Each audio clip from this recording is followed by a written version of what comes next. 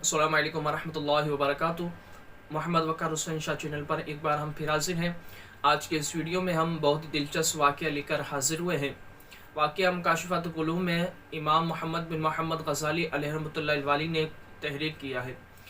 आप लिखते हैं कि अल्लाह तबारक व तआला ने जब आदम अलैहिस्सलाम को तख्लीक किया तो तमाम को हुक्म दिया कि आदम अलैहिस्सलाम को सजदा करे। तो तमाम फरिश्तों ने आदम अलैहिस्सलाम को सजदा किया। अबा वस्तकबरा व काना मिनल काफिरीन, तो वो शैतान जो था उसने तकब्बुर किया, उसने सजदा नहीं किया, तो वो काफिरीन में से हो गया। जब उसने सजदे का इनकार किया तो उसे ज़मीन पर फेंक दिया गया, उसे दुत्कार दिया गया, जन्नत से निकाल दिया गया।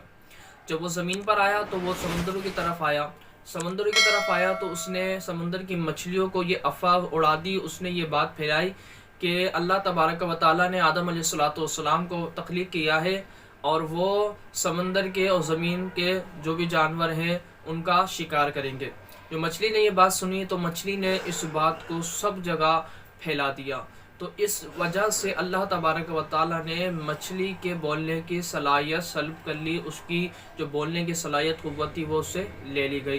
तो इस वजह से मछली बोल नहीं पाती, उसे बोलने की उससे सलाहियत ले ली गई है। तो ये वाक़या मुकाशिफ़ातुल क़ुलूब के अंदर तहरीर है, बहुत ही दिलचस्प वाक़या है।